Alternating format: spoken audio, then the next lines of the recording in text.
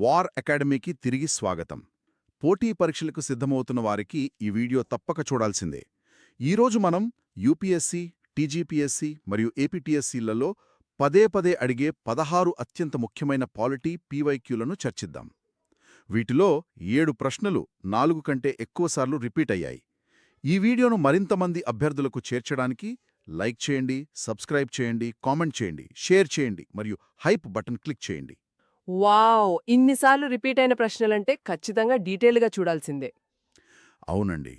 So, మనం ఏమాత్రం ఆలస్యం చేయకుండా 225వ ప్రశ్నతో మొదలు పెడదాం.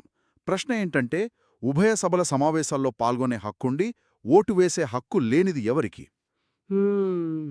ఆప్షన్‌లేమిచ్చారు? Option 1 private member, option 2 public member, option 3 presiding officer, option 4 attorney general of India. ఇది వింటుంటే నాకొక పెళ్లి భోజనం గుర్తొస్తుంది. పెళ్లి భోజనమా? అదేంటండి? అదే, ఒక పెళ్లికి వెళ్ళి ఫుల్లుగా భోజనం చేసి వంట ఎలా ఉందో విమర్శించే హక్కు లేకుండా కేవలం సైలెంట్గా కూర్చోవాలి అన్నట్లుంది ప్రశ్న. బహుశా ఆప్షన్ 2 పబ్లిక్ మెంబర్ కరెక్టేమో. సామాన్య ప్రజలకు ఓటు హక్కు ఉండదు కదా. ఆ పెళ్లి ఉదాహరణ భలే చెప్పారు కానీ మీ గెస్ మాత్రం తప్పు. దీనికి సరైన answer option 4 attorney general of India. ఓహో, అటార్నీ జనరలా? ఎందుకు? ఏంటంటే రాజ్యాంగంలోని ఆర్టికల్ 88 ప్రకారం అటార్నీ జనరల్ ప్రభుత్వానికి ప్రధాన న్యాయ సలహాదారు. ఆయన చట్టాలు చేసే సభలో అసలు సభ్యుడే కారు. ఆ, అంటే ఆయన ఎంపీ కాదు, రైట్. అవును, ఆయన లోక్సభ, రాజ్యసభ సమావేశాల్లో పాల్గొనవచ్చు, ప్రభుత్వానికి సలహాలివ్వటానికి అక్కడ ఉంటారు. కాని చట్టాలను ఆమోదించే ఓటింగ్లో పాల్గొనే హక్కు కేవలం ప్రజాప్రతినిధులకు మాత్రమే ఉంటుంది. అర్థమైంది. అంటే కేవలం తనని లీగల్ నాలెడ్జ్ పంచుకోవడానికే ఆయన అక్కడుంటారన్నమాట. మరి నేను గెస్ చేసిన పబ్లిక్ మెంబర్ ఆప్షన్ సంగతేంటి? అసలు రాజ్యాంగంలో పబ్లిక్ మెంబర్ అనే పదమే లేదు. అది జస్ట్ కన్ఫ్యూజ్ చేయడానికి ఇచ్చిన ఆప్షన్. అరెరే, బుక్కైపోయానైతే. మరి మిగతా options private member, presiding officer కదా? అవును, ప్రైవేట్ మెంబర్ అంటే మంత్రి పదవిలో లేని ఏ ఎంపీ అయినా సరే. వాళ్ళు ఎంపీలే కాబట్టి ఖచ్చితంగా ఓటు వేస్తారు. ఇక ప్రిసైడింగ్ ఆఫీసర్ అంటే స్పీకర్ లేదా చైర్మన్. వాళ్లకు ఓటు హక్కు ఉంటుందా? వాళ్లు సాధారణంగా ఓటింగ్లో పాల్గొనరు. కానీ ఏదైనా బిల్లుపై ఓట్లు ఈక్వల్గా టై అయినప్పుడు దాన్ని పరిష్కరించడానికి కాస్టింగ్ ఓటు వేస్తారు. కాబట్టి పూర్తిగా ఓటు హక్కు లేనివారు car. Super clarity. So, voting గురించి మాట్లాడుతున్నాం కాబట్టి నెక్స్ట్ 226వ ప్రశ్నకు వెళ్దాం. ఈ ప్రశ్నలో రాష్ట్రాలను వాటి లోక్సభ స్థానాలతో జతపర్చాలి. ఓకే, మ్యాచింగ్ అన్నమాట. రాష్ట్రాలేవి? రాష్ట్రాలొచ్చేసి 1 ఉత్తరప్రదేశ్, 2 బీహార్, 3 ఢిల్లీ. లోక్సభ స్థానాలు 1 7, 2 80, 3 40. ఇక్కడ లాజిక్ జనాభానేనా? ఎగ్జాక్ట్లీ, ఇక్కడ లాజిక్ అదే. దీనికి సరైన సమాధానం ఆప్షన్ 4. అంటే మ్యాచింగ్ ఎలా వస్తుందంటే ఉత్తరప్రదేశ్కు 80 స్థానాలు, బీహార్కు 40 మరియు ఢిల్లీకి 7. అంటే ఎక్కువ జనాభా ఉంటే ఎక్కువ సీట్లు అన్నమాట. కరెక్ట్. ప్రజాస్వామ్యంలో ప్రజలందరి వాయిస్కి సమానమైన వాల్యూ ఉండాలి కదా.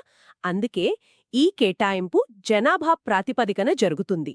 యూపీ జనాభా ఎక్కువ కాబట్టి 80 సీట్లు. చాలా స్ట్రెయిట్ ఫార్వర్డ్ లాజిక్ ఇది. సరే, ఇప్పుడు పార్లమెంట్ నుంచి న్యాయ వ్యవస్థ వైపు వెళ్దాం.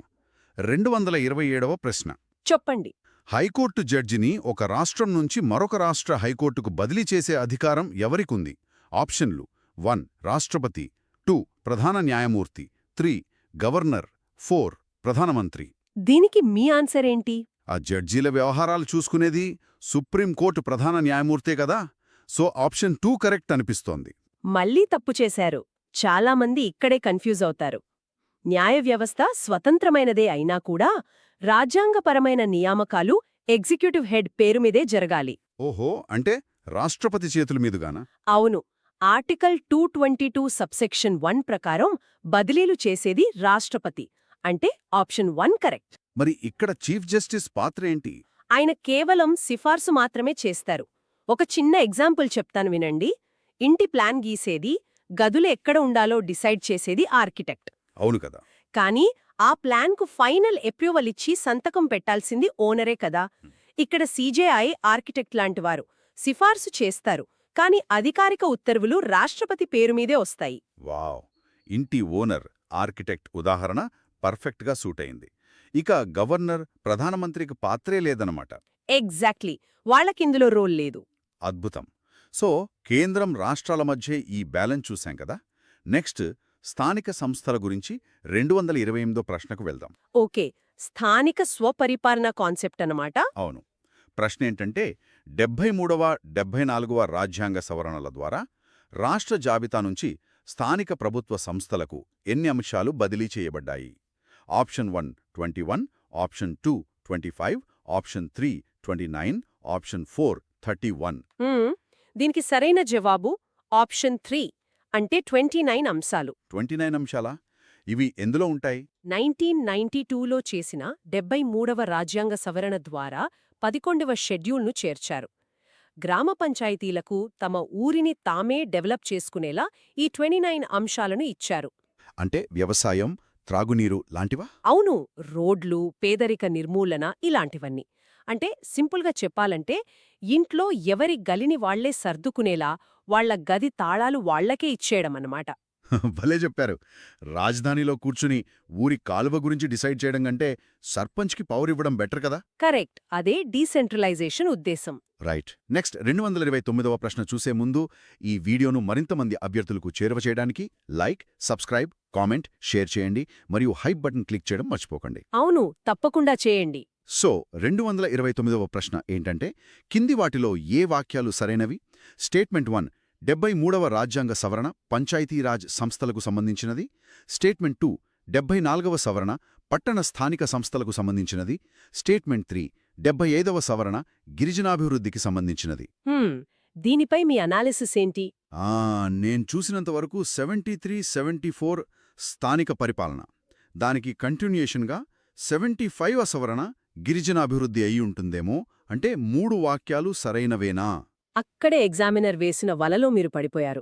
అవునా? ఏమైంది? ఈ 3 ఒకే సిరీస్లాగా అనిపిస్తాయి, కాని ఆప్షన్ 1 మాత్రమే కరెక్ట్. అంటే 1 మరియు 2 వాక్యాలు మాత్రమే సరైనవి. 73వ సవరణ పంచాయతీరాజ్, 74 నగరపాలిక సంస్థలు, ఇది అందరికీ తెలుసు. మరి 75th సవరణ గిరిజనాభివృద్ధి కాదా? కాదు, 1994లో చేసిన 75th సవరణ ఆర్టికల్ 323(b)కి సంబంధించింది.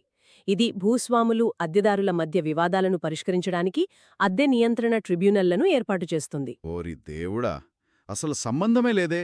ఎగ్జామినర్ ఇంటెన్షనల్గానే ఫ్లోలో కన్ఫ్యూజ్ చేయడానికి ఇచ్చారన్నమాట. అవునండి, అందుకే ప్రతి స్టేట్మెంట్ని విడిగా చూడాలి. ఇదొక టోటల్ కర్వ్ బాల్. ఇలాంటివే కాంపిటేటివ్ ఎగ్జామ్స్లో అసలైన టెస్ట్. సరే, 230వ ప్రశ్న అడుగుతున్నాను. 73వ రాజ్యాంగ సవరణ ప్రధాన లక్షణాలకు సంబంధించి ఏది సరైనది? ఓకే, స్టేట్మెంట్స్ ఏంటి? స్టేట్మెంట్ 1 పంచాయతీల ఆర్థిక పరిస్థితిని మెరుగుపరచడానికి రాష్ట్ర ఆర్థిక సంఘం ఏర్పాటు. స్టేట్మెంట్ 2 జిల్లా అభివృద్ధి ప్రణాళికలను సిద్ధం చేయడానికి జిల్లా ప్రణాళికా కమిటీల ఏర్పాటు. రెండూ కూడా గ్రామస్థాయికి కనెక్ట్ అయినట్లే ఉన్నాయి. ఇక్కడ ఒక చిన్న ట్రిక్ ఉంది. ఇందులో ఆప్షన్ 1 మాత్రమే సరైనది. ఎందుకలా?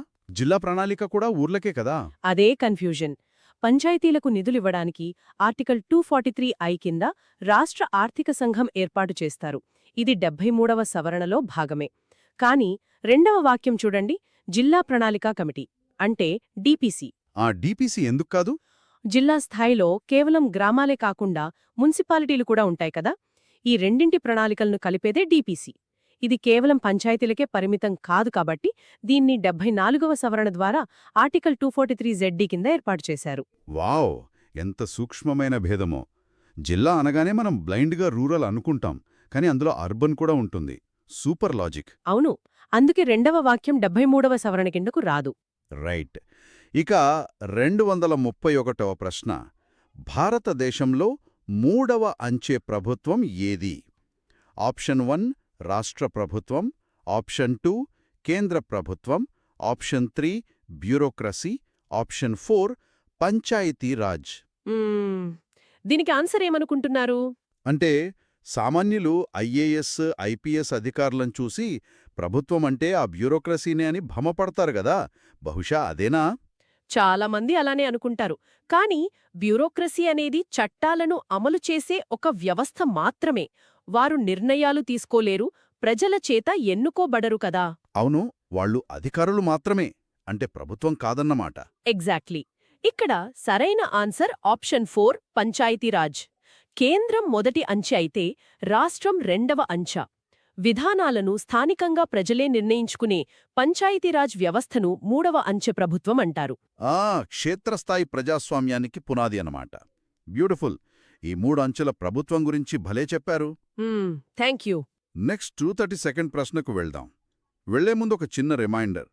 మరింతమంది అభ్యర్థులకు చేరువ చేయటానికి లైక్, సబ్స్క్రైబ్, కామెంట్, షేర్ చేయండి మరియు హైప్ బటన్ క్లిక్ చేయడం మర్చిపోకండి. మరియు మరిన్ని అప్డేట్ల కోసం మా టెలిగ్రామ్ ఛానల్లో చేరండి. లింక్ డిస్క్రిప్షన్లో ఇవ్వబడింది. తప్పకుండా జాయిన్ అవ్వండి. ఇక 232 ప్రశ్న. భారత రాజ్యాంగంలోని 7వ షెడ్యూల్ కింది వాటిలో వేటితో ముడిపడి ఉంది? 1. Union list, 2. GST tribunals, 3. High court, 4. జిల్లా మరియు సెషన్స్ కోర్టులు. ఆప్షన్లేమిచ్చారు కింద? ఆప్షన్ 1, 1 మరియు 2. ఆప్షన్ 2, 1 మరియు 3. ఆప్షన్ 3, 2 మరియు 3. ఆప్షన్ 4, 1, 2 మరియు 3. అసలు 7వ షెడ్యూల్ స్టోరీ ఏంటి? 7వ షెడ్యూల్లో ఒక రకంగా కేంద్రం, రాష్ట్రాల మధ్య అధికారాల్లో పంచుకునే ఒక పార్టీషన్ డీడ్ లేదా ఆస్తుల పంపకాల దస్తావేజు అనొచ్చు. ఆస్తుల పంపకమా? భలే ఉంది పదం. అవును. ఎవరి పవర్స్ ఏంటో అది స్పష్టంగా చెబుతుంది. దీనికి సరైన సమాధానం ఆప్షన్ 4 అంటే 1, 2 మరియు 3 సరైనవి. యూనియన్ లిస్ట్, స్టేట్ లిస్ట్ ఇవన్నీ 7వ షెడ్యూల్లోనే ఉంటాయి కాబట్టి 1 కరెక్ట్. మరి జీఎస్టీ ట్రిబ్యునల్స్? పన్నుల పంపిణీకి సంబంధించింది కాబట్టి అది కూడా ఈ షెడ్యూల్ పరిధిలోకి వస్తుంది. అలాగే హైకోర్టు అధికార పరిధి కూడా యూనియన్, కాంకరెంట్ జాబితాల్లో ఉంటుంది కాబట్టి హైకోర్టు కూడా దీనికి ముడిపడి ఉంది. ఓకే. మరి 4వది జిల్లా కోర్టులను ఎందుకు మినహాయించారు? ఆ ఆస్తుల పంపకాల ఉదాహరణే తీసుకుందాం. ఒకసారి పంపకం జరిగి రాష్ట్రం వాటా రాష్ట్రానికి వచ్చాక ఆ రాష్ట్రంలో ఏర్పడే జిల్లా కోర్టులు ఆ రాష్ట్ర ప్రభుత్వం చేసే చట్టాల కింద పనిచేస్తాయి. అంటే అవి నేరుగా కేంద్ర రాష్ట్రాల పంపిణీలో రావు. కరెక్ట్. అవి ఒకరి గదిలో ఉన్న ఫర్నిచర్ లాంటివి అన్నమాట. అందుకే జిల్లా కోర్టులు 7వ షెడ్యూల్ పరిధిలోకి రావు. వావ్! పార్టీషన్ డీడు, ఫర్నిచర్ ఎగ్జాంపుల్స్తో బ్రెయిన్లో ప్రింట్ అయిపోయింది. నెక్స్ట్ 233వ ప్రశ్న. ఈ ఆర్టికల్స్ని రాజ్యాంగంలో అవి ఉన్న క్రమం ప్రకారం అమర్చాలి. అంటే క్రోనలాజికల్ ఆర్డర్ అన్నమాట. ఏంటా ఆర్టికల్స్? 1. విద్యా హక్కు, 2.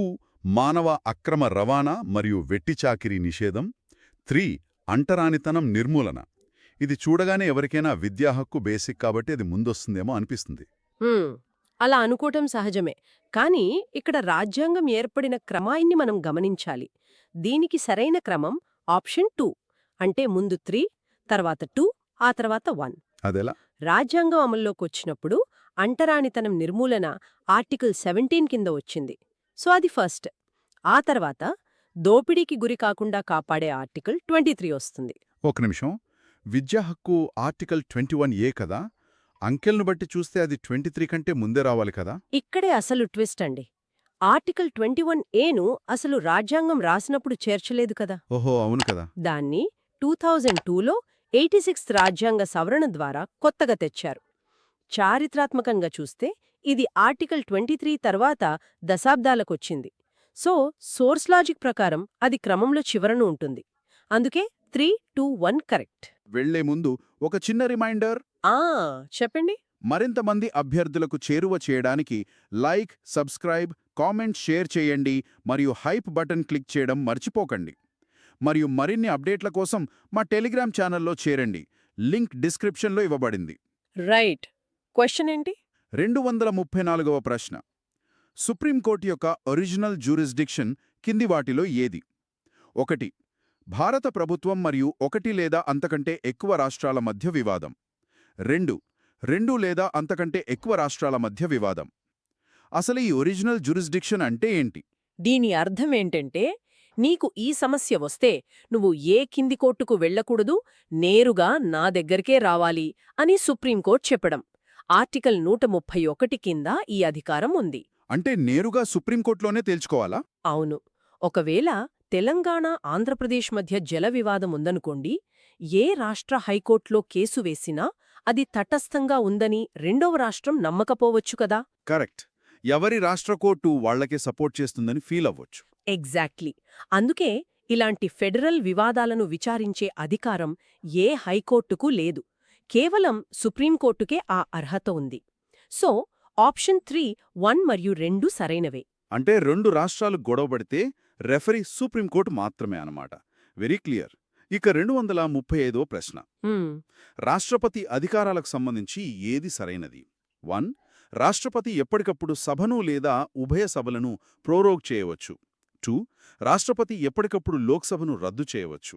ఆ ఇక్కడ వర్డింగ్ చాలా ఇంపార్టెంట్. అవును, ప్రోరోగ్ అనగానే సభను వాయిదా వేయడం గుర్తొస్తుంది. వాయిదా వేసేది స్పీకరే కదా. ఇక్కడే పదాల అర్థాలు చూసుకోవాలి. అడ్జార్న్ వేరు, ప్రొరోగ్ వేరు. సభ జరుగుతున్నప్పుడు ఆ రోజుకి వాయిదా వేసేది స్పీకర్. దాన్ని అడ్జార్న్ అంటారు. కాని బడ్జెట్ సెషన్ లాంటి ఒక సమావేశ కాలాన్ని పూర్తిగా ముగించడాన్ని ప్రొరోగ్ అంటారు. ఓహో, అదన్నమాట తేడా. మరి అది ఎవరు చేస్తారు? దాన్ని ఆర్టికల్ 85 ప్రకారం రాష్ట్రపతి మాత్రమే చేస్తారు. సో వాక్యం 1 కరెక్ట్. ఇక వాక్యం 2 లోక్సభ జీవితకాలాన్ని ముగించి ఎలక్షన్స్కి వెళ్లడాన్ని రద్దు లేదా డిజాల్వ్ అంటారు. ఆ ఇది కూడా రాష్ట్రపతి చేస్తారా? అవును, ఆర్టికల్ 85 కింద ఈ అధికారం కూడా రాష్ట్రపతికే ఉంటుంది.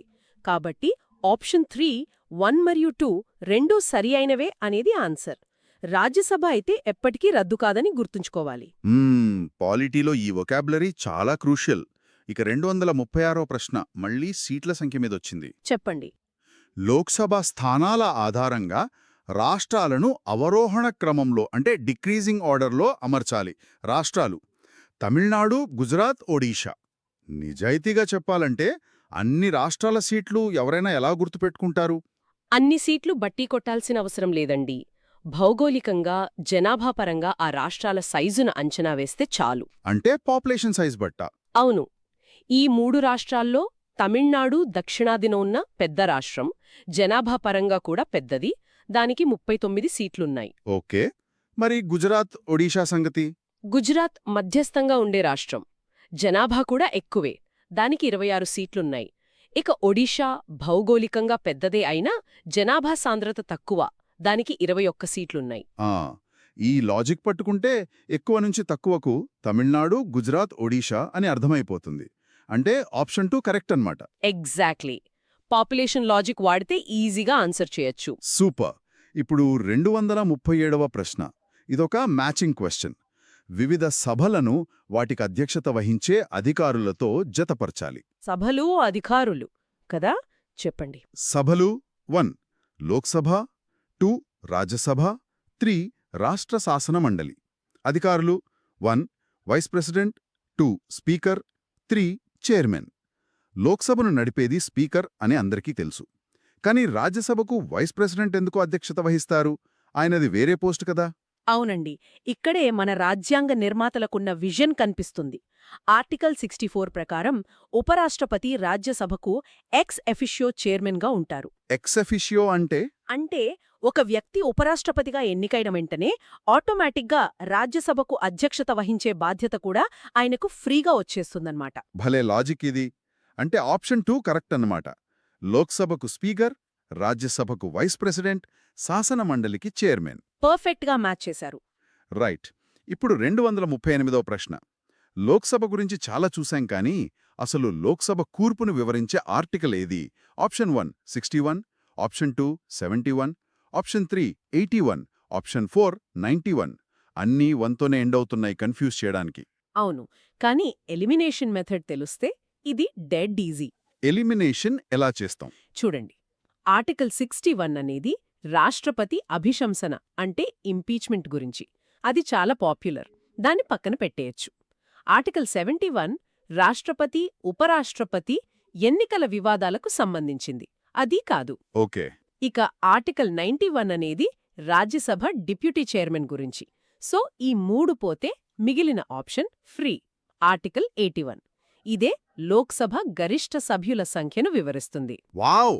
తెలియని జవాబు కోసం వెతికే కంటే తెలిసిన ఆప్షన్లను ఎలిమినేట్ చేయడం ఎంత పవర్ఫుల్లో ఇక్కడ అర్థమైంది. నెక్స్ట్ 239వ ప్రశ్న. సుప్రీంకోర్టు యొక్క స్పెషల్ లీవ్ పిటిషన్ అంటే ఆర్టికల్ 136 కింది వాటిలో దేనికి వర్తించదు? ఆప్షన్స్ ఏమున్నాయి? 1 armed force tribunals, 2 GST tribunals, 3 high court, 4 జిల్లా కోర్టులు. సుప్రీంకోర్టే దేశంలో టాప్ కదా, అప్పీల్ చేసుకునే అవకాశం అన్నిటిపై ఉంటుంది కదా, మినహాయింపులు ఎందుకుంటాయి? అత్యున్నత కోర్టే అయినప్పటికీ ఆర్టికల్ 136 క్లాజ్ 2లో ఒక స్పష్టమైన మినహాయింపుంది. అదే ఆప్షన్ 1 ఆర్మ్డ్ ఫోర్సెస్ ట్రిబ్యునల్స్, అంటే సైనిక న్యాయస్థానాలు.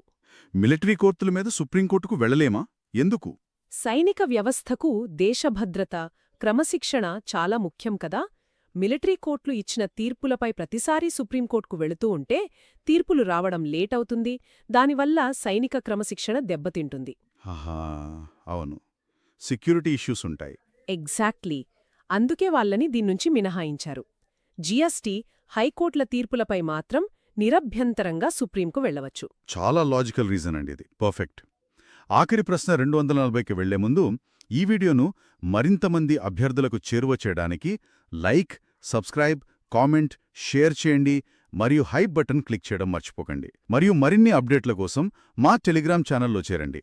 లింక్ డిస్క్రిప్షన్లో ఇవ్వబడింది. ఇక లాస్ట్ క్వశ్చన్ ఏంటి? 240వ ప్రశ్న. భారత ప్రధానమంత్రిని అనే వాక్యమిచ్చి కింద ఆప్షన్లిచ్చారు. 1 రాష్ట్రపతి నియమిస్తారు, 2 ప్రజలు ఎన్నుకుంటారు, 3 రాష్ట్రపతి నామినేట్ చేస్తారు, 4 ఎన్నికల సంఘం ఎంపిక చేస్తుంది. ఓకే, మరి మీ ఆన్సర్ ఏంటి? ఇది చూస్తే ఎవరికైనా నవ్వొస్తుంది. మనం ప్రతి 5 ఏళ్లకొకసారి ప్రధానమంత్రిని ఎన్నుకుంటాం కదా, సో ఆబ్వియస్గా ఆప్షన్ 2 కరెక్ట్. ప్రజలే ఎన్నుకుంటారు. నేను మీ జవాబును తప్పు పట్టబోతున్నానండి. భారత రాజకీయాల్లో ప్రజలు ఎక్కువగా నమ్మే అతిపెద్ద అపోహ ఇదే. అదేంటి? మనం ఓటు వేసేది వాళ్ళకే కదా. లేదు, మనం ప్రధానమంత్రిని నేరుగా ఎన్నుకోము. రాజ్యాంగంలోని ఆర్టికల్ 75 ప్రకారం ప్రధానమంత్రిని రాష్ట్రపతి అపాయింట్ చేస్తారు, అంటే నియమిస్తారు. ఆప్షన్ 1 సరైనది. ఇదెలా సాధ్యం? మనం ఓటు వేసి ఎన్నుకున్నది ఏంటి మరి? ఒక చిన్న ఉదాహరణ చెప్తాను. ఒక పెద్ద కంపెనీలో షేర్ హోల్డర్స్ అందరూ కలిసి కంపెనీని నడపడానికి డైరెక్టర్స్ని ఎన్నుకుంటారు కదా. ఆ డైరెక్టర్లందరూ కూర్చొని తమలో ఒకరిని సీఈఓగా ఎంచుకుంటారు. అవును. ఎంపీని మాత్రమే ఎన్నుకుంటారు. ఆ ఎంపీలందరూ కలిసి ఒక నాయకుడిని ఎంచుకుంటారు. అప్పుడు రాష్ట్రపతి ఆ నాయకుడిని అధికారికంగా ప్రధానమంత్రిగా నియమిస్తారు. అబ్బా, ఎంత గొప్ప కనెక్టివిటీ! వావ్! కానీ ఆప్షన్ 3లో ఉన్నట్లు రాష్ట్రపతి నామినేట్ చేయొచ్చు కదా. నామినేట్కి అపాయింట్కి తేడా ఏంటి? నామినేట్ చేయడం అంటే ఎవరినీ అడగకుండా తన సొంత ఇష్టంతో ఒక వ్యక్తిని తెచ్చి కుర్చీలో కూర్చోబెట్టడం. ఆ, ప్రెసిడెంట్కి ఆ పవర్ లేదా? లేదు, ఆయనకు ఆ స్వేచ్ఛ లేదు. ఎంపీలు ఎవరిని తమ నాయకుడిగా ఎంచుకుంటారో, మెజారిటీ ఎవరికి ఉందో ఆ వ్యక్తిని మాత్రమే ఆయన నియమించాలి. దాన్ని అపాయింట్మెంట్ అంటారు. ఈ 2 పదాల మధ్య చాలా లీగల్ డిఫరెన్స్ ఉంది. నిజంగా ఆ పదాల మధ్యున్న వ్యత్యాసం రాజ్యాంగం ఎంత పకడ్బందీగా రాశారో చెప్తోంది. ఈరోజు మనం లోకల్ పంచాయతీల దగ్గర బదిలీ అయిన 29 అంశాల నుంచి మొదలుపెట్టి ఏకంగా ప్రధానమంత్రి నియామకం వరకు అద్భుతమైన జర్నీ చేశాం. అవునండి, ఇదంతా చూశాక మనకర్థమయ్యేది ఒక్కటే. రాజ్యాంగ నిర్మాతలు ఏ ఒక్క ఆర్టికల్నూ ఊరికే రాయలేదు. దాని వెనుక పెద్ద సామాజిక, రాజకీయ కారణముంది. నిజమే. అయితే ఇదంతా విన్న తర్వాత నాకు ఒక చిన్న డౌట్ వస్తోంది. ఏంటది? రాజ్యాంగంలో ఆర్టికల్స్లో ఇంత అద్భుతమైన క్లారిటీ ఉన్నప్పటికీ మనం నిత్యం న్యూస్లో చూసే రాజకీయ వివాదాలకు మూలమెక్కడుంది? అసలు లోపం ఈ రాజ్యాంగమనే డిజైన్లో ఉందా, లేక దాని మన నాయకులు వాడుకుంటున్న విధానంలో ఉందా? ఇది చాలా డీప్ క్వశ్చన్. అవును కదా. ఇంతటి పకడ్బందీ వ్యవస్థలో కూడా లొసుకులు ఎలా వస్తున్నాయన్నది ఖచ్చితంగా ఆలోచించాల్సిన విషయమే. ఈ ప్రశ్నను అభ్యర్థులందరికీ వదిలేస్తూ ఈరోజు మన ఈ డీప్ డైవ్ను ముగిద్దాం. మళ్ళీ కలుద్దాం.